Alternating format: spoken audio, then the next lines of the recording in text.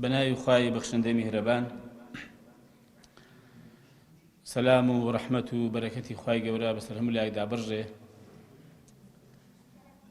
جارێکی کەش خۆشحاڵین کە بە دیداری مامۆستایان و برایان و خوشکانی بەڕێز و خۆشەویست دەگەین و لە خوای گەورە داواکارم ئەم دیدار و کۆبوونەوەیمان و باقی دیدار و کۆبوونەوەکانی دیکەمان بیکاتە مایەی خێر و پاداشت و خۆشی و قەرەبووی بە باشترین شێوە لە دنیا و لە قیامەتیش. و من دەمێ بەڕاستی لێرە زۆر سوپاسی ئەنجومەنی خەلیفان و بەرپرسی ئەنجومەن و کارژێڕانی ئەنجومەن ئەندامانی ئەنجومەنی خەلیفان بکەم کە ناوە ناوە ئاوا زەحمەت دەکێشن ئەم دیدار و کۆبوونەوانە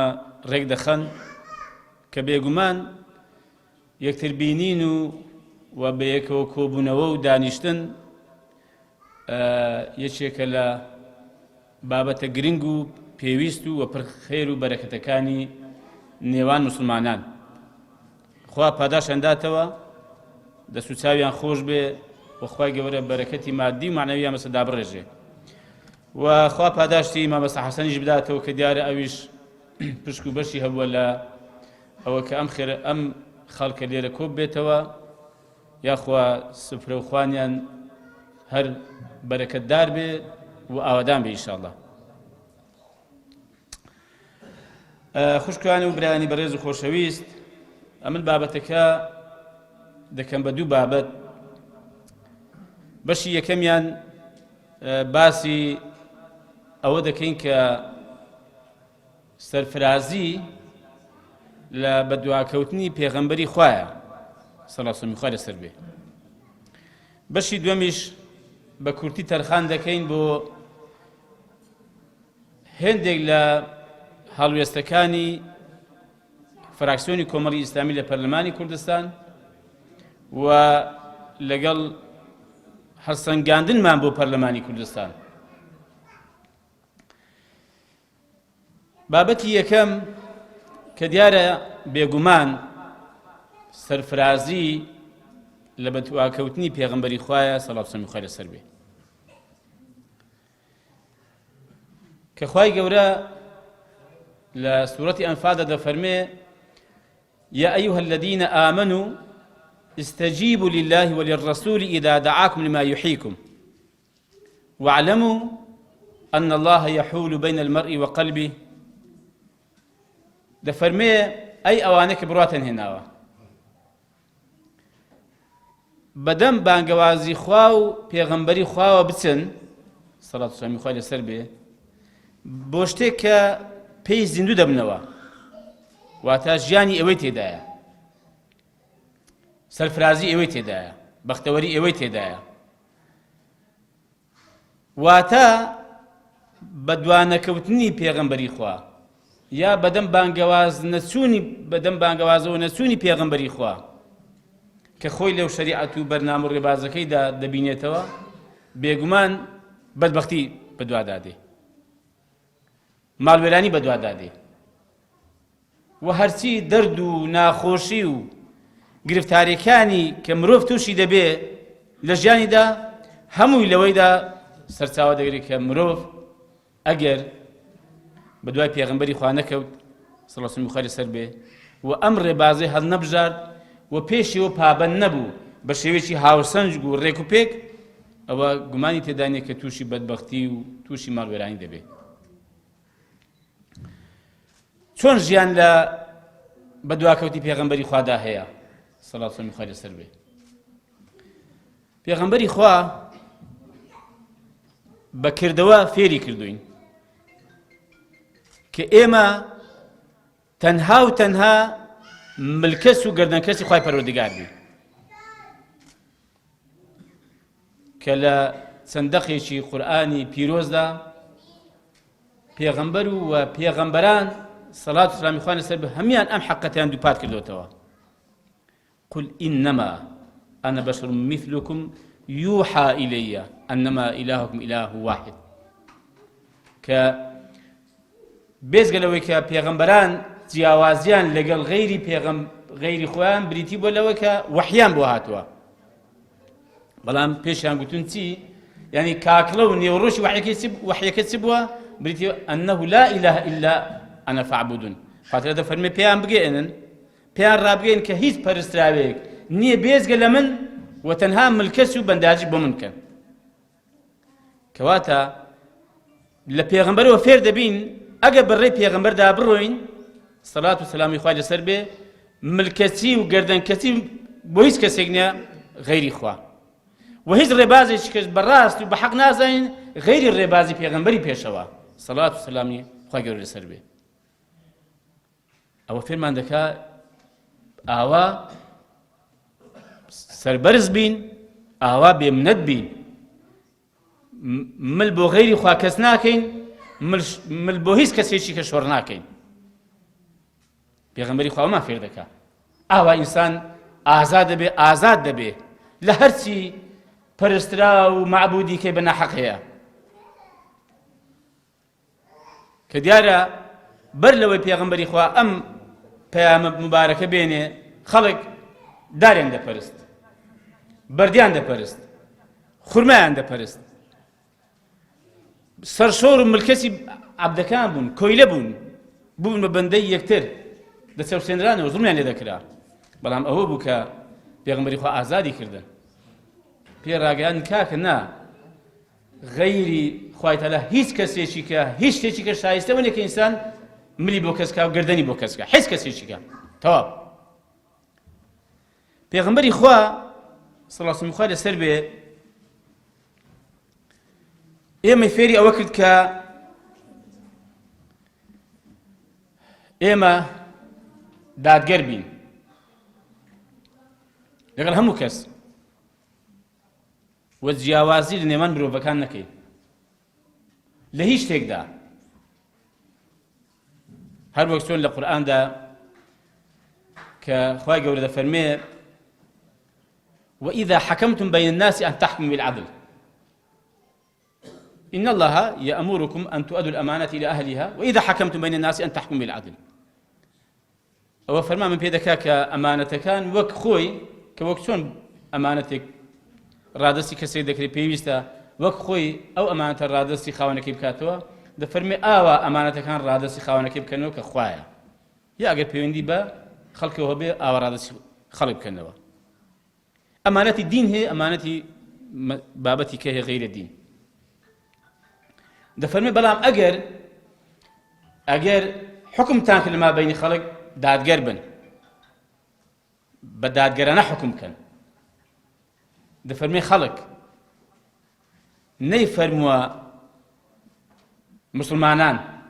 یا بڕواداران فەرموویەتی خەڵک لە زۆر ئایەتیکەدا خوای تەعالا جەختی کردوتەوە کە پێویستە مسلمان ئەهلی ئیمان دادگەر بێ حتى لقل أوانك تشوف نزاعش لقلان هي ولا يجرمنكم شنآن قوم على ألا تعدلوا اعدلوا دفرمي با رغلبونوتان يا نزاع مستمر ناخوشتان لقل كسانك واتان لنك دادقرن بنها دادقربن يعدلوا هو أقرب للتقوى أو نزيت للتقوى أجر راسك متقي وراسك مسلماني تاشي شو الكوتي بيغمبري بيشواي صلى الله عليه وسلم خير السربة دادقربا ولو على أنفسكم أو الوالدين والأقربين أقل سرخوتان به أقل سردايك باوتان به لقد دايك باوتان به أقل خزمان زيكي كانتان به لقد هر كسيك بدا فرمي داد قربن وعادل بن نكن خوانا خواستا بملا دابرون يا بولا دابرون ريكو راست كاكا ربازي پیغمبري پیشوا صلى الله عليه وسلم خواستا بوها ما فيردكا وەکو باسم کرد فێرمان دەکا کە ملکەسی غەیری خوا نەبین و خاوەن عزت بین و خاوەن کەسایەتی خۆمان بین تەماشاکەن ڕوبعی کوڕی عامیر ڕەزا و ڕەحمەتی خوای لەسەر بێ کاتێکی ینی مرۆڤ بە ئیسلامەوە بەڕێوە بچێ و شوێنکەوتی و ڕێبازی پێغەمبەر بێ سەڵات و سەلامی خوا لەسەر بێ. بزانە داخوا چۆن باسی ئەوە دەکا کە خوای تەعالە بۆ ئەمانەی ناردووە، بۆچی پەیدا بوون، چیان لە خەڵک دەوێ. یەشێک لەو قسانێک کە ڕوبعی کوڕی عامیر بە ڕۆستەمی گوتی چی؟ گوتی إن الله ابتعثنا لنخرج العباد من عبادة العباد إلى عبادة رب العباد ومن جور الأديان إلى عدل الإسلام ومن ضيق الدنيا إلى سعة الدنيا والآخرة. دەتوانم بڵێم يعني پوختەی شریعەت لەم سێ جملەیە کۆبووەتەوە. ئەو کە سەرەتا باسمان کرد پێغەمبەری پێشەوە سەڵڵاهو عەلەیهی وسەلەم خوارد فێری کردین مل بۆ غەیری خوا کەس نەکەین، و ژیانیش لەوەدا هەیە کە ئینسان دوای پێغەمبەرەکەی کەوێ، سەرفرازی لەوەیدا هەیە کە ئینسان بە دوای پێغەمبەرەکەی بکەوێ. دەفەرمێ ئێمە گوتی باشە ما جاء بكم، گوتی بۆچی هاتون کاکە ستان دەوێت، وازمان لێنان لە کۆڵمان نابنەوە، ستان دەوێت کاکە. ئایا ئیسلام دین بۆ هاتو شەڕ بە خەڵک بفرۆشێ، چێشە لەگە خەڵک پەیدا بکە، سەری خەڵک بێشێنێ، ڕێ بە خەڵک بگرێ، خەڵک بچەوسێنێتەوە؟ نا. طبعاً لە کاتێکیدا بوو کە دەزانن کە دەوڵەتی فارس شەڕی بە ئیسلام دەفرۆشت، ڕێی لێ دەگرت، کێشەی بۆ دروست دەکرد، نوێنەرەکانی دەکوشت. اینجا ئەویش پێی گوتی دەزانیت ئێمە بۆچی هاتوین؟ گوتی بۆچی؟ گوتی بابە ئێمە بۆی هاتوین. یعنی هەڵ نەسووە لە کاتێکدا کە دەسەڵاتی هەبوو، سوپایشی باشی لەگەڵ بوو و پشتیشی بەخوای خۆ قایم بوو و سەریش کەوت لە شەڕدا، بەڵام مەغرور نەبوو. ئەم تێکنەچنی هاوسەنجی زۆر گەنگە مسلمانانی بەڕێز و خۆشەویست لە حاڵەتی شەڕ، لە حاڵەتی ئاشتی، لە کاتێکدا کە فشار لەسەرە، لە کاتێکدا کە سەرکەوتووی، لە کاتێکدا کە شکاوی، حاڵەتی هاوسەنجی لەدەست مەدەن، حاڵەتی مەبدەئی لەدەست مەدەن، مەبادیەکانی خۆتان مەدۆڕێنن، لا نەدەن. زۆر بە ئاسایی گوتی إن الله ابتعثنا، خۆ ئەمەی ناردووە، بخۆمان پەیدا نەبووین. ئەوە ئەرک و وەزیفەیەکی شەرعی و دینی ئێمە جێبەجێ دەکەین.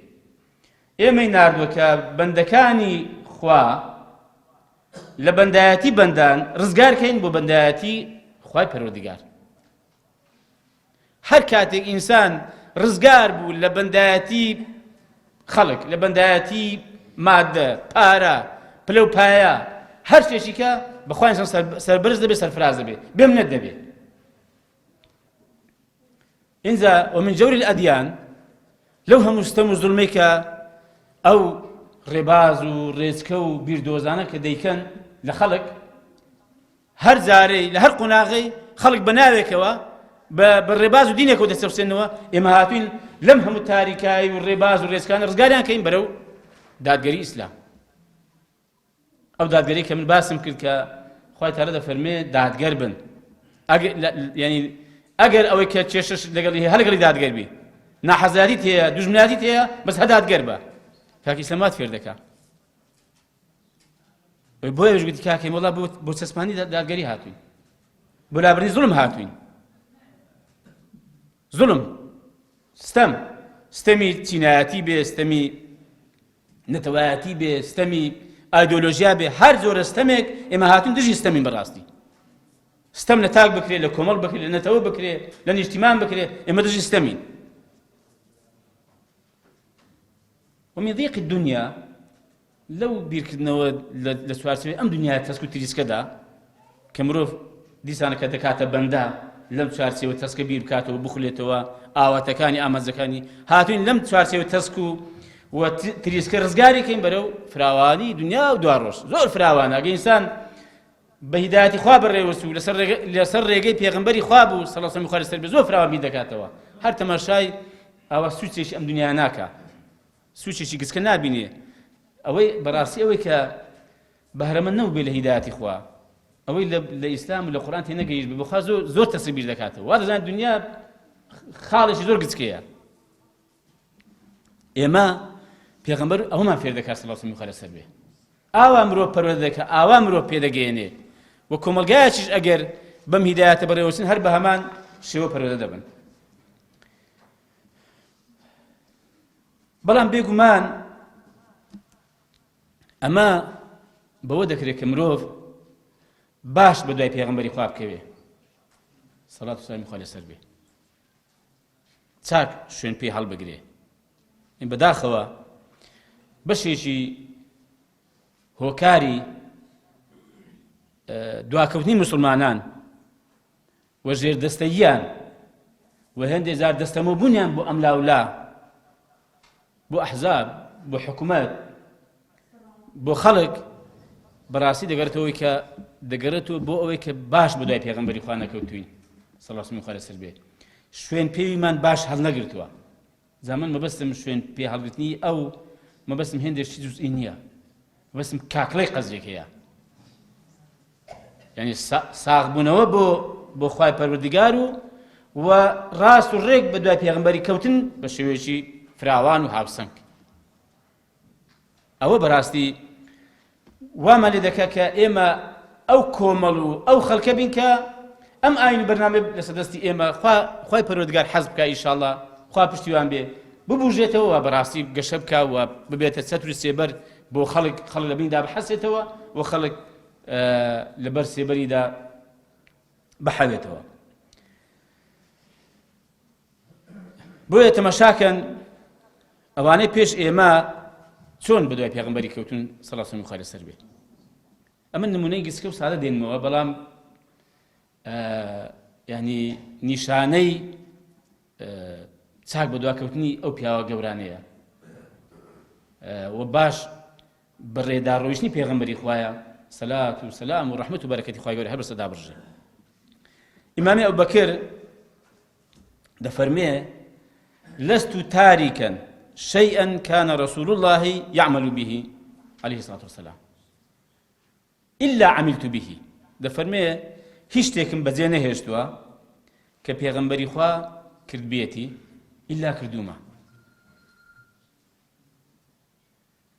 وإني أخشى إن تركت شيئا من أمره أن أزيغ. فرموي والله يم دەترسم ئەگەر شتێکم لە ڕێوشوێنی فرامۆش کرد بێ سەرم لێ بشێ گمڕابم و لادەم تووشی زەیغ ببم. کاکە ئەو پیاوانە ئاوا بوون، ئەو پیاوە گەورە، یعنی پیاوی گەورە سەرکردەی گەورە ئەوە بە ئاسان دروست دەبێ، یعنی هەر لە خۆ دروست نەبووە، باش بەڕێ پێغەمبەری داڕۆیشتن سەڵات و سەلامی خوا لەسەر بێ، ڕحمان بە قوربانی بێ. دەجێڕنەوە عەبدوڵای کوڕی مەعمەر دەجێڕتەوە ئیبن عەباس دەفەرمێ ڕۆژێکی لە خزمەت پێغەمبەری خوا بوو سەڵات و سەلامی خوا لەسەر بێ، دەڵێ پیاوێک ئەنگوستیلەیەکی زێر لە دەستدا بوو، پێغەمبەریش لە دەستی کردەوە فڕەیدا. دەڵێ پێغەمبەری خوا ڕۆیشت، دەڵێ ئێمەش گوتمان کاکە بە خۆت هەڵیگرە و سوودی لێ ببینە بڕۆ، مەقسەدە نەبوو دووار لە دەستی کاتەوە، یعنی بچێ بیفرۆشێ بە شتێکی بدا بیداتە خێزانێ، ئەگەر خوشی بیداتە خوشکێکی، ئەگەر دایکی بیداتەوە دایکی، بۆ نمونە سوودی لێ ببینێ. گوتی چی زان؟ گوتی چی؟ گوتی لا والله لا آخذه أبدا وقد طرحه رسول الله صلى الله عليه وسلم. فمن والله قد هەڵی ناگرمەوە کە پێغەمبەری خوا فڕێداوە چۆن هەڵی دەگرمەوە. کاکە والله ئەو پیاوانە ئاوا گەورە بوون، شتیان پێکراوە، یعنی توانیوانە خزمەت نەک هەر بە خۆیان بە هەموو مرۆڤایەتی بکەن، توانیوانە نەک هەر خۆیان ڕزگارکەن، کورە هەموو مرۆڤایەتی ڕزگارکەن. یعنی بەڕاستی ئێمە ئەگە بمانەوێ سەربەرز بین و بەڕاستی بمانێ گۆڕانکاری بکەین و بمانەوێ چاکسازی بکەین، بمانێ کۆمەلگا بگۆڕین، بمانێ خەڵک بگۆڕین، بەخوا دەبێ پێشی بۆ خۆمان باش و دوای پێغەمبەری کەوین سەڵات و سەلامی خوا لەسەر بێ بەکردەوە بە هەڵوێست هەنگاو بە هەنگاو، بەڵام لە گرنگ و لە گەورەوە دەستی پێ بکەن. ئەمە نمونە سادانە دێنمەوە بۆی کە ئەوانەی پێش ئێمە چۆن پەیڕەویان لە ڕێبازی پێغەمبەر کردووە سەڵات و سەلامی خوا لەسەر بێ، هەر بەڕاستی بە ناو و بە شکل و بە سوورەت نەبووە، بەکردەوە بە ناوەڕۆژی تەبەن پێغەمبەریان وا خۆشویستە سەڵات و سەلامی خوا لەسەر بێ. حتا ئیمامی عومەر دەفەرمێ پێغەمبەر فەرمووی ئیمانتان نابێ هەتا ئەمنتان لە خۆتان لە دایکتان لە باوکتان لە هەموو کەس خۆشتان نەوێ. ئیمامی عومەر گوتی ئەی پێغەمبەری خوا وەڵاهی من ئەتوم لە باوکم لە دایکم لە منداڵم لە خێزام لە هەما خۆشت دێ بەس لە خۆم نا. فەرمی وەڵاهی عومەر ئیمانت تەواو نابێ هەتا ئەم لە خۆش نەوێ. فەرمی ئەی پێغەمبەری خوا ئێستا ئەتوو لە خۆشم خۆشت دەوێ. کاکە وەڵاهی ئەوانە ئەو پیاوە گەورە بەم شێوە دروست بوون. ئاوا گویان لە پێغەمبەری گوتو ئاوا بەدوای کەوتن ئاوا خۆشیان ویستووە. قل إن كنتم تحبون الله فاتبعوني يحببكم الله ويغفر لكم ذنوبكم والله غفور رحيم. ئەگەر ئێوە ڕاست دەکەن دەتانەوێت خواتان خۆش بێ فاتبعوني پێیان بڵێ بەدوام کەون خوا خۆشی دەبێن و لە گوناحەکانیشتان خۆش دەبێ و دای دەپۆشێ لێشتان خۆش دەبێ. بۆیە من هیوادارم بەڕاستی ئێمە باش بۆ دای پێغەمبەری خوا کەوین سەڵات و سەلامی خوا لەسەر بێ چونکە بە دڵنیایی تا باشتر بۆ دای پێغەمبەری خوا کەوین سەڵات و سەلامی خوا لەسەر بێ ئێمە بەڕاستی ژیانمان باشتر دەبێ و سەرفراز دەبین. و ئێمە ئەو کاتە کۆمەلگایەک پێک دێ وەکو باسم کرد دژی ستەم دەبێ دژی نادادگەری دەبێ دژی دزی دەبێ دژی گەندەڵی دەبێ دژی قڕیپڕی دەبێ دژی کوێ خایاتی و ئاغایەتی دەبێ بەسەر خەڵکی وەکردن دژی ناتەبایی دەبێ کۆمەلگایە پێ دێکە برایەتی تێدا بەرقەرارە تەبایی تێدا قوڵ بۆتەوە خۆشەویستی و ڕێز تێدا زیادی کردووە و تێکرا دژی ستەمە دژی گەندەڵیە دژی قۆڕەخکاریە دژی هەموو ئەو سیفەتە بەد و پیس و خراپانەیە. ئەم کۆمەلگایە بەڕاستی ئەو کاتێک کۆمەلگایەشی بەختەوەر دەبێ و دەتوانرێت بڵێن ئەو کۆمەلگایە لەسەر ڕێ و شوێنی پێغەمبەری پێشەوایە سەڵات و سەلامی خوا لەسەر بێ. ئەگەر بە کورتیش بێمە سەر بابەتی دووەم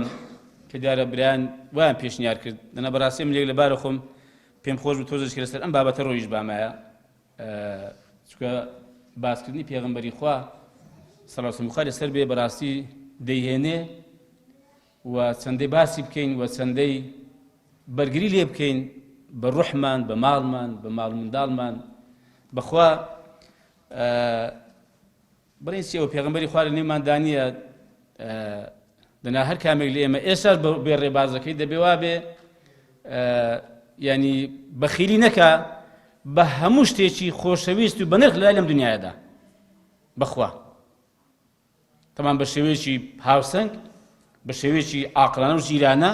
و بە شێوەیەکی ڕێکوپێکە ئیشاڵڵا جێی خۆی بگرێ و خەڵک و موسڵمان بەگشتی سوودیان لێ ببینێ.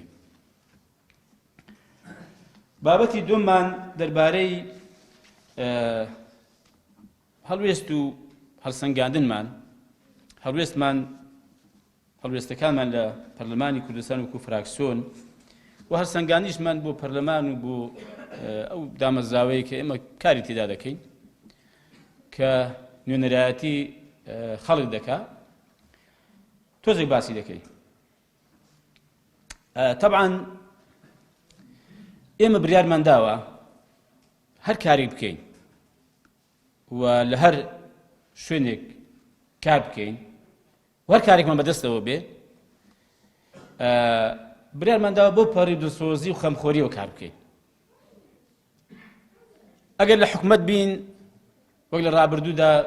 کۆمەڵی ئیسلامی لە کابینی هەشتم بەشداری کرد ئێمە دڵسۆزانە و خەمخۆرانە و بوێرانە بەرگیمان لە حکومەت کردووە بەشێک بوون لەم دەسەڵات و لەم کابینی ڕابردوو و شەرمیشمان نەکردووە بۆ چونکە ئەوە ئەرکێکی شەرعی و یاسایی پێست پێدراوە دەبێت وەک خۆی جێبەجێکەی ئەوەندێک کە لە تواناتدا هەبێ بۆت بکرێ. ئێمە کە ئێستا ئۆپۆزیسیۆنین هەردیسان بڕیارمان داوە پشتیوان بەخوای گەورە ئۆپۆزیسیۆنێکی بوێر و ئیشاڵڵا نوێنەرایەتی خەڵک دەبین کە ئەوەش بەڕاستی دیسانە کە ئێمە قەناعەتێکی مەبدەئیمانە ئەگەر وانە بین لە هەردوو حاڵەتەکەی باز دەکەم ئێمە خیانەتمان لە خواش کردووە لە خەڵکیش کردووە چونکە لە هەردوو حاڵەتیدا بەڕاستی خەڵک دەنجی پێداوی خەڵک پشتیوانی کردووی بۆی ئەگەر لەم سێکتەرە کار بکەی بە دڵسۆزی بە خەمخۆری کار بکەی و چی پێ دەکرێت بۆ خەڵک بیکەی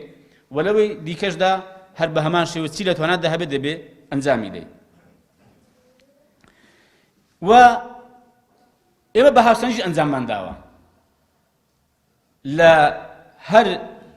وێزگەیەکدا کە هەڵوێستێکمان بوو بێ لەبارەی بابەتێکەوە خەڵکێک حزبێک هاتووە بیخۆزێتەوە مەرامی خۆی تێدا تحقیق بکە ئێمە لێ نەگەڕاوین ئێمە ڕاستە هەر کارێک بکەین و هەر هەڵوێستێکمان نوان بێ هەوڵمان داوە زۆربەی خەڵکی لە دەور کۆ بکەینەوە و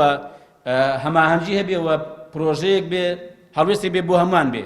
بەڵام نەشمان لێژ نەگەڕاوین بەڕاستی خەڵکی قازانجی خراپی لێ بکە سوی ئیستیفادە بکە بەڵکو ویستمانە ئەنی شتێک بێ کە هاوسەنگ بێ و شتێک بێ کە سەربەخۆ بێ و ئێمە هەمیشە لەو هەڵوێستانەی کە هەمانە لەو بڕیارانەی کە دەیدەین ئێمە بە ئەخلاقی خۆمان و بە مەبادی و بە قناعەتەکانی خۆمانەوە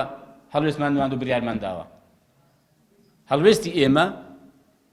و قناعەتی ئێمە و شێوازی کاری ئێمە و دەربڕینی هەڵوێستیش لای ئێمە جیاواز لە خەڵکیکە ڕەنگە خەڵک هەبێ بە زۆرێک نەفەس هەڵوێستێک وەردەگرێ قسەیەک دەکا ئێمە جیاوازە بەڕاستی بە سیاسەتی خۆمان بە ئەخلاقی خۆمان ئێمە هەڵوێست دەنوێنین و بڕیار دەدەین و هەنگاو دەنێین چاو لە هیچ کەس ناکەین بەدوای هیچ کەسیش ناکەوین بەڵام شتی باشی هەر کەسێک بێ ئێمە سوودیە دەبینین بەڵام وەکو باسم کرد لە هەنگاونان و لە پرۆژەماندا و لە هەڵوێستەکانماندا ئێمە خاوەنی سیاسەت و ئەخلاق و تێڕوانی خۆمانین و ئێمە لەو کاتەوە کە دەستمان پێکردووە و ڕامانگەیان ئەگەر لە بیرتان بێ گوتمان لەمڕۆوە یعنی ئەو کاتێک کە کابینی نوێمی حکومەتی هەرێمی کوردستان دروست بوو گوتمان لەمڕۆوە ئۆپۆزیسیۆنی ڕاستەقینە دەست پێ دەکات چونکە بەرامبەر بە دەسەڵاتێکێ ئۆپۆزیسیۆن دەبێ ئەگەر دەسەڵاتێک نەبێ ئۆپۆزیسیۆن چۆن دروست دەبێ ئێمە لەو کاتەوە بەڕاستی هەوڵمان داوە ئۆپۆزیسیۆنێکی ڕاستەقینە بین و فعلاً ئەرچی خۆمان ئەوەی کە لە پەیڕە و لە یاساکانی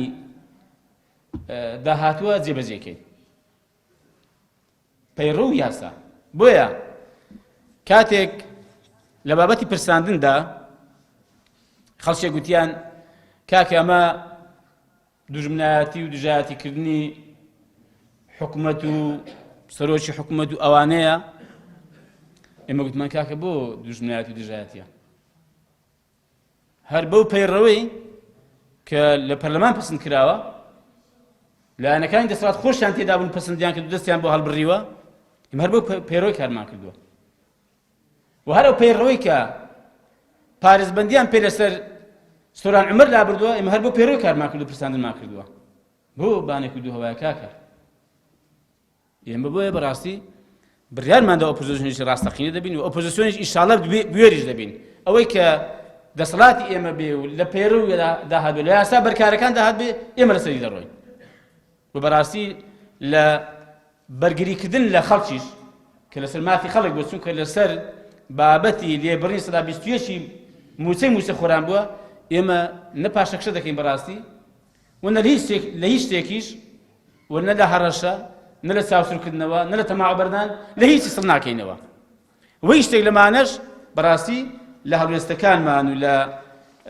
قەناعەتەکانمان لامان نادا و ناشمان وەستێنی بۆی ئێمە بڕیارێکی مەبدەئیمان هەیە کە بەرژەوەندی خەڵک بەگشتی لەکوێ بوو بێ ئێمە هەوڵمان داوە لەوێ بین بەڵام وەکو باسم کرد بە ئەخلاقی خۆمان و بە سیاسەتی خۆمان و بە تێڕوانی و تەماشاکردنی خۆمان بۆ نمونە لە پرۆژەی چاکسازیدا ئەو پرۆژەی چاکسازی ئێستا ئەو حکومەت دەیەوێت کاری لەسەر بکات ئێمە کە زانیمان لە بەرژەوەندی فەرمانبەران نییە و بەرژەوەندی موسەخۆران نییە، ئێمە زۆر هەوڵمان دەکە بەم شێوەی نەبێ. بۆ نمونە هەوڵمان دەکە جارێک چاکسازی با لە داهاتیشە من نەکە لە خەرجی و لە خەرجەکەش تەنها با لە موسە نەبێ، لە موسەش تەنها با لەی خانەنشینان نەبێ. بۆ نمونە نیان کرد، باسی داهات نەبوو. یعنی لەو پڕۆژە چاکسازی کە بۆ معلوماتن زۆر نەقورستانە، چونکە باسی داهاتی تێدا نییە.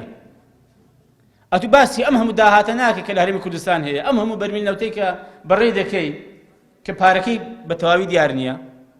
و ئەو هەموو داهاتی ناوخۆ، ئەو هەموو داهاتی خاڵە سوورەکان، ئەوەی کە لە عێراقەوە بۆ دێ، ئەوەی کە لە هاوپەیمانانەوە بۆ دێ، ئەتو باسی ئەمە نەکەی کە ئەم داهاتانە بێ کۆ بکەیەوە و ڕێشی خەی، بەڵام باسی ئەوە بکەی کە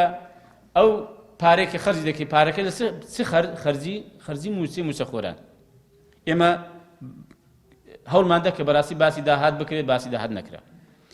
ئێمە هەوڵمان دەکە پاشەکەوتی موچە با بە یاسا دیاری بکرێت بۆ فەرمانبەران بژێڕێتەوە، ئەگەر کەمیش بێ نەکرا. ئێمە هەوڵمان دەکە کەمترین خانەنشینی با لە 450 با بەلایانی کە لە 400,000 کەمتر نەبێ نایان کرد. ئێمە هەوڵماندا با هێزی پێشمەرگە کە وە هێزەکانی ناوخۆ بکرێن بە هێزی نیشتیمانی و بەڕاستی دوورکەوێتەوە لە دەستێوەردانی حزب بەداخەوە. ئێستاش یەکێ 70 هەیە، یەکێ 80 هەیە. ئاسایشی زۆنی زرد، ئاسایشی زۆنی سەوز، پۆلیسی زۆنی زرد، پۆلیسی زۆنی سەوز، باقی فەرمانگەکانی کە هەموو دنیا دەزانێت کە ئەمە بە حزبی کراوە. بزانم مەگەر بەڕێککەوتنی یعنی بەشداریکردن لە حکوومەت یا لە حکوومەتە خۆزیەکان، بزانم بەڕێوەبەرێکی گشتی لە وەزارەتێک لە شارێک دەبینیەوە لە زۆنی زەرد غەیری پارتی، بزانم لە زۆنی سەوز بەڕێوەبەرێکی گشتی، بەڕێوەبەرێکیش یە قوتابخانەیەکی ئی شوێنێک دەبینەوە کە سەربەیەکی نیشتیمانی کوردستان نەبێ، تەزکیان نەکرد بێ لە مەڵبەند و لە لەقەکانیان. ئێمە داوامان کردو کە کاکە ئەگە باسی چاکسازی دەکەن بە ئەمەش لە زمانی چاکسازی بێ، ئەمە لە هەمویان گرێتە بەڕاستی. یعنی چی ئەمە؟ یعنی بە دامەرزاوەیکردنی دامەرزاوەکانی هەرێمی کوردستان کە تا ئەم دامەدەزگایانە بە دامەرزاوەی نەکرێ، واتە مڵکی حزب نەبێ، مڵکی کەسەکان نەبێ، مڵکی گشتی بێ. ئەو کاتێ بەڕاستی دەتوانین بڵێن ئێمە خاوەنی حکوومەتی هەرێمی کوردستانی، خاوەنی پەرلەمانێکی ڕێکوپێکین، خاوەنی ئەنجومەنێکی دادوەری دادگەری. ئەمە بۆیە دەنگمان پێ نەدا بەم یاسایە. مەبەستم بەڕاستی بۆ وەک بەرگریکردن لە مافی خەڵک. ئێمە داواکاریەکانی چین و توێژەکان هەر داواکاریەک هات بێ، یا هەستمان بە هەر داواکاریەکی خەڵک کرد بێ، یاستەمێک کە لە خەڵک کرا بێ یا ویستیان بیکەن، ئێمە دەست بەجێ هەوڵمان داوەکە ئەم داواکاریانە کاری لەسەر بکەین و مافی خەڵک بۆ خەڵک بجێڕێتەوە. بەلایانی کەم زوڵمیانی نەکرێت. بۆ نمونە فەرمانبەرانی گرێبەست کە چەند ساڵە گرێبەستن، ئێمەش بەشێک بوون لەو پرۆژەی کە داوامان کرد کە بکرێن بە هەمیشەیی، و خوێندنەوەیەکەمیش بۆ پرۆژەی یاساکە کرا، بەڵام حکوومەت فشاری کرد کە پرۆژە یاساکەیان بۆ بجێڕدرێتەوە لەبەر بە بیانووی هێندێک کەموکوڕی هەیە کە کەموکوڕەکانی تاوا بکەن. ئێستاش لەگەڵ بەم پرۆژە یاسایە ئەوە دێتەوە بۆ ئێمە کەموکوڕەکانیان تاوا دەکەن کە زیاتر لە ساڵێکی پێچووە. ئێمە بەرگریمان لێ کردوون. مامەستایانی وانە بێژ کە دیسانە کە بەڕاستی چینی و توێژێکی زۆر ستەم لێ کراون، 250,000 300,000 دینار وانە بێژن، داوا دەکەی کە کاکە ئەوانش بە بگرێن بە گرێبەست بکرێن بە هەمیشەیی، بەتایبەتی لەزی ئەوانەی کە خانەنشین دەبن. ئێمە پرژیریمان کردوون بە مافی حەق و ڕەوایمان زانیوە و پلە بەرزکردنەوە کە لە 2014 پلە بەرزکردنەوە ڕاگیراوە کە ئەگەر ئێستا حکوومەت بێ دەستی پێ بکاتەوە تووشی کۆمەڵێک ئیشکالی قانونی دەبێت کە چۆن دەستی پێ بکاتەوە. حکومڕانی و دەوڵەتداری ئاوا دەکرێت. ئێمە هەمیشە دژی ئەوە بن کە خەڵک لەسەر ڕادەربڕین لەسەر گرتبوونەوە و لەسەر خۆپیشاندان دەژیر بکرێ ولەو بارانش بەڕاست زۆر هەوڵمان داوە و لەگەڵ هەموو ئەو پرۆژانەش بەشدار بووین لەگەڵ هەموو ئەو هەنگاوانە بووین کە دژی دەستگیرکردنی خەڵکە لەسەر ئازادی ڕادەربڕین و لەسەر گرتبوونەوە لەسەر خۆپیشاندان لەسەر مافێکی ڕەوای خۆی نەک هات بێ پەڵک بە حکومەت بگرێ نەک هات بێ خۆپیشاندان و گرتبوونەوەی سیاسی بکە بۆ ڕاماڵی دەسەڵات نەبووە بۆ داواکردنی مافێکی خۆی بووە موسەخۆرە بە 2 مانگ موسەی پێدا بە لێبڕینیشەوە تەمەن یا دەکا کە موسەکەم لە کاتی خۆیدا بمدێ و لێشی مەبڕە ئەین چی ئەمداوایە چی یانی خەڵک بژیرێ لەسەری خەڵک ئیهانە بکرێ سوکایەتی پێ بکرێ ئێمە سەبارەت بە داهاتیش هەڵوێستمان هەبووە چونکە بەشێکی قەیرانەکانی ئەم وڵاتە پەیوەندی بە داهاتەوە هەیە و حتى ئەم دەسەڵاتە سیاسیە گەندەڵە نادادگەرە کە ماوەتەوە کە ستەم دەکات درێژە بە ستەم دادگەریەکەی دەدا بۆی ئەو داهاتە ناشەرعی و نادروستێک کە بەدەستێوەیەتی ئێمە ویستمانە بەڕاستی ئەم داهاتە شەفاف بێ و چەند جاریش داوامان کردو کە کاکە بابزانی داخۆ داهاتی ئەم هەرێمی کوردستان چەندە ئەوە ئێستاژ نیە ئێمە قسێ دەکەین ئێمە لە کابینی هەشتەمیش بەشدار بووین ئەم قسەیەم کردووە من لە ئەنجومەنی وەزیرانش ئەم قسەیەم کردووە ئەو کاتێ ئەگەر بڕۆن تەماشای بە ئارشیڤ بکرێتەوە لە ڕاگەیاندنەکانش ئەم قسەم کردووە گوتومە ئەمن وەک وەزیرێکی هەرێمی کوردستان ئەمن نازانم داهات چەندە چ ئەو خەڵکە فەقیر و هەژارە بزانێت داهات چەندە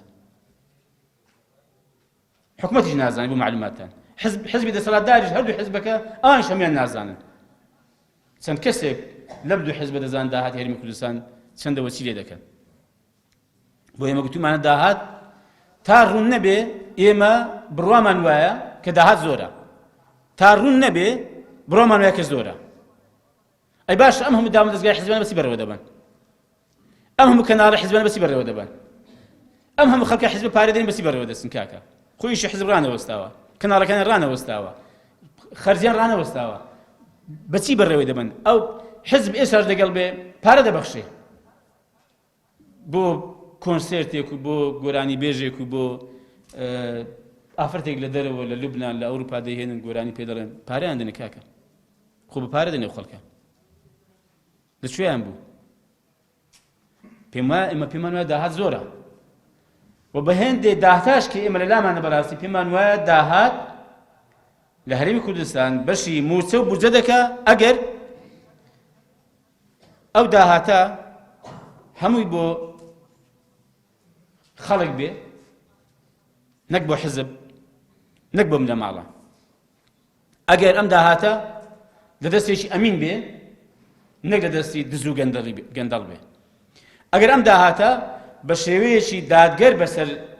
هاوڵاتی هەرێمی کوردستان دابەش بکرێت ئێمە ئەو کاتە بڕوامانوێت داهاتی هەرێمی کوردستان بەشی موچە بورجەی هەرێمی کوردستان دەکات و ئێمە لەم ڕۆژەوە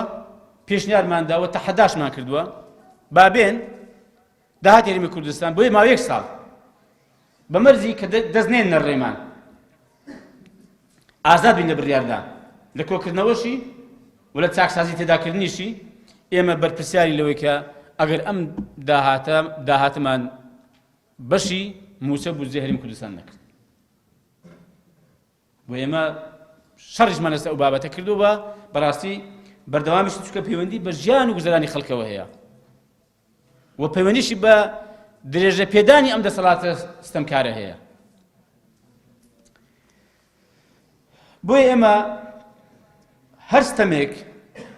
لە هەر سێکتەرێکەوە بکرێ لە هەر کەسێکەوە لە هەر ڕوێکەوە ئێمە بە ئەرکی خۆمانمان زانی و کە لەسەری وەدەنگ بێن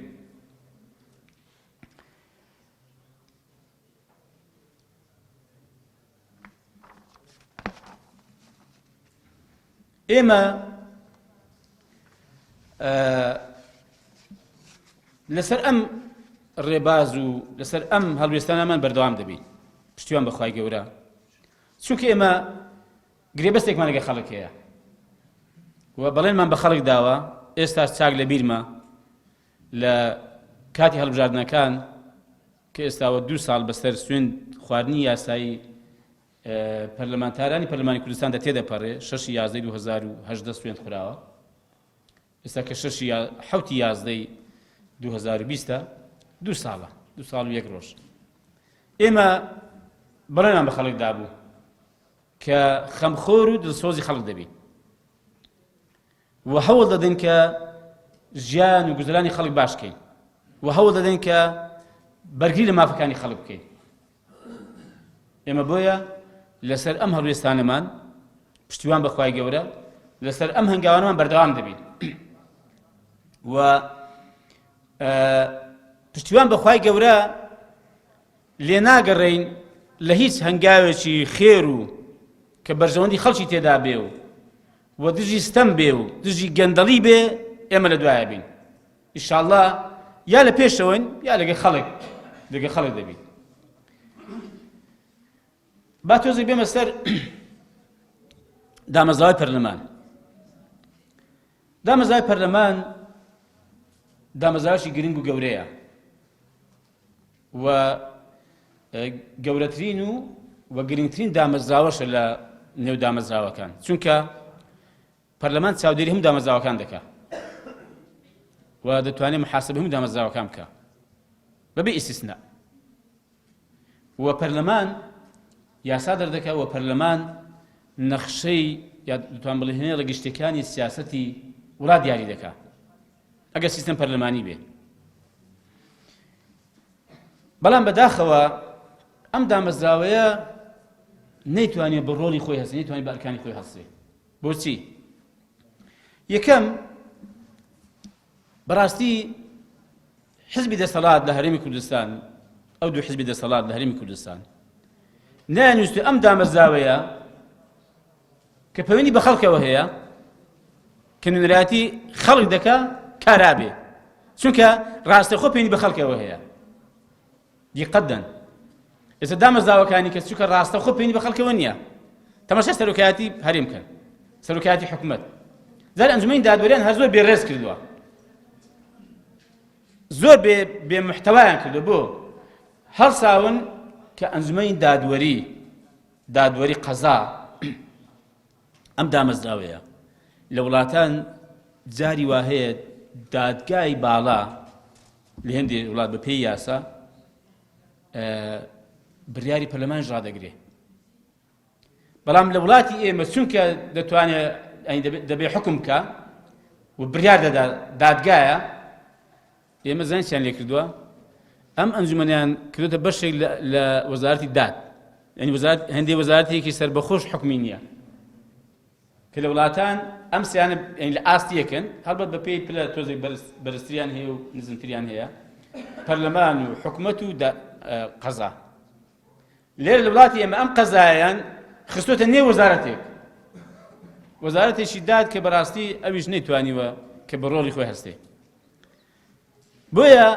تاکە دامەزراوەیە کە پەیوەندی بە خەڵکەوە هەیە بریتیە لە پەرلەمان لێ نەگەڕاون کارابێ، چونکە پەیوەندی بە خەڵکەوە هەیە. بۆیە ئێمە پێمان وایە ئەم دامەزراوەیە گرنگە، بەڵام بەڕاستی پێویستە ڕۆڵی خۆی پێ بدرێ. ئەم دوو حزب نەیان هێشتووە کارابێ بە ئەرچی خۆی هەستێتە بان. بەڵام ئایا ئەمە وا دەکات کە ئێمە بە ڕۆڵی خۆمان هەڵنەستین؟ ئەمە وا دەکات کە ئێمە ئەرچی خۆمان جێبەجێ دەکەین؟ بێگومان نەخێر. یعنی ئەگەر ئێمە بە تاقی تەنیاش بین، بەڕاستی ئەو ئەرکی کە هەمانە لە بەرامبەر خەڵک کە وەکو باسم گرێبەستێک کە بەڵێنمان بە خەڵک داوە، ئێمە هەوڵ دەدەین کە ئەرچی خۆمان جێبەجێکەین. و لە قۆناغی ڕابردووشدا ئێمە لەخوا بەزیاد بێت تا حەدێک توانیمانەکە هێندێک لە ئەرشی سەرشانی خۆمان بەرامبەر بە خەڵک جێبەجێ بکەین و هێندێک لە داواکاریەکانی خەڵک بگێنین و هێندێک لە مافەکانی خەڵکی بستێنین. بەڕاستی ئەگەر بە ڕێژەیەکی گەورەش نەبووی، بەڵام بە ڕێژەیەکی بەرچاو و چاک ئێمە خەمان لێ خواردووە. بۆیە بەڕاستی ئێمە پێمان وایە کە دەتوانین کە ڕۆڵی کاریگەری خۆمان هەبێ و ئینشاءالله ئەم ڕۆڵ و کاریگەری و ئەم ئەرکانی خۆمان باشتر جێبەجێ دەکەین و سوپاس بۆ خوا کە پشتیوانێکی باشیش هەیە هەر لە ناو پەرلەمان ناو فراکسیۆنەکانی بۆ ئەم هەڵوێستانێکی ئێمە نواندوومانە و پشتگیریمان کراوە لە قۆناغ جیاجیاکان و ئەمەش ئەوە دەردەخات کە ئێمە بە شێوەیەکی موسساتی و بە شێوەیەکی ڕێکوپێک بەبێ جیاوازی بەڕاستی لە نێوان ئەم فراکسیۆنە ئەم پەرلەمانتارانە ئێمە کاری خۆمانمان کردووە یعنی بۆ ئاگاداریتان حتا لەبارەی ئەو یادداشتە کە ئێمە پێشکەش بە قونسوڵخانەی کۆماری فەرەنسامان کرد ئێمە ئەو یادداشتمان بۆ هەموو فراکسیۆنەکان نارد و لە گروپێک کە گروپی پەرلەمانتارانی پێدەوترێت هەر 111 کەسەکەی تێدایە ئێمە لەوێش داماننا مەکاکە ئێمە ئەم یادداشتەمان هەیە دەمانێت ئاراستەی قونسوڵخانەی فەرەنسای بکەین هەر کەس حەز دەکات واژووی بکات پێمان باشە و وەسپاسی دەکەین بۆ ئێمە نەهاتی بەڕاستی بە تەنها بیکەینەوەوانە هەوڵمان داوە کە خەڵکی کەش با دەرکێ بزانین داخوچێ لە بارودۆخێکی ئاوا دەکە بێڕێزی بەرامبەر بە پێغەمبەرەکەی بکرێت سەڵاتی خوای لەسەر بێ هەڵوێستی دەبێ خۆ ڕەنگە هەبێ ینی زەنگە 25 کەس ڕەنگە 25 کەش قەناعەتم لە ناخەوە لە دڵەوە بین لەگەڵدان بەڵام لەوانەیە حزبەکانی بارودۆخەکانیان ڕێیان لێگرتووە کە بێ ئەویش واژووی بکە بەداخەوە کە ئەمەش دیسان نەبوونی ئازادی دەسەلمێنێ و بەنی کۆت و بەندکردنی ئەم پەرلەمانە دەگەیەنێ کە دیارە لە قۆناغەکانی ڕابردوودا خۆتان دەزانن پەرلەمان پەک خراوە پەرلەمان ڕێدەگیراوە پەرلەمان خەڵکی دەرکراوە پەرلەمان سوکایەتی پێکراوە داخراوە هەمووان لەگەڵ کراوە بەڕاستی بەڵام ئەم پێم وایە ئێستاش پەرلەمانتاری بوێر پەرلەمانتاری سەرڕاست پەرلەمانتاری دڵسۆز لە هەموو فراکسیۆنەکان بەڕاستی هەیە کە دەیەوێ بەڕۆڵ بە ئەرچ خۆی هەستێ بەڵام بەداخەوە سەرۆکایەتی پەرلەمان سەرۆکایەتێکی لاوازە و نەیتوانێت ئیدارەش ڕێکپێشی ئەم پەرلەمانە بکە بەداخەوە کە تەواو بە حزبی کراوە بۆ ئاراستەی دەبردرێت کە حزب چی پێش باش بێ و چی بە مەسلحەت بزانێت پەرلەمان بۆ ئاراستە هەنگاوبوونی بۆ ئاراستە کار بکە بۆیە تەماشا بکەن ئەو یاسانەی کە پەسەند دەکرێن لە ساڵی 2019 تەنها 4 یاسا پەسەند کراوە ئەویش بەشی زۆری ئەوانە کە حکومەت ناردێتی ئەی بەشی خەڵک ئەو کە پەیوەندی بە ژیانی خەڵکەوە هەیە پەیوەندی بە مافەکانی خەڵکەوە هەیە بۆ ئێمە پشتیوان بەخوای گەورە لە بەشی خۆماندا ئەوەندەی کە پەیوەندی بە ئێمەوە هەبێ ئینشاءڵڵا هەڵوێستی گونجاومان دەبێ و بەش بە حاڵی خۆمان لەو بەشەی کە پێوەندی بە ئێمەوە کارا دەبێ و هەمیشە لەسەر ئەم ڕێباز و ئەم بەرنامەی ئینشاءڵڵا بەردەوام دەبێت ئەمە دووبارە خۆشحاڵم بە دیداری هەموو لایەکتان یاخۆ ساغ و سەلامەت بن و سەرفراز بن وخوای گەورە تەوفیقمان بدا و پشتیوانیمان بکە بۆ هەر کارێک بۆ هەر هەڵوێستێک بۆ هەر کردەوەیەک بۆ هەر بەندایەتیەک کە خوا بۆ خۆی پێی خۆشە و لەسەر ڕێ و ڕێبازی پێغەمبەری پێشەوایە صلاة وسلام ورحمة وبركاته خواه قوري لسر به وصلى الله على النبي الأمي محمد وعلى آله وصحبه وسلم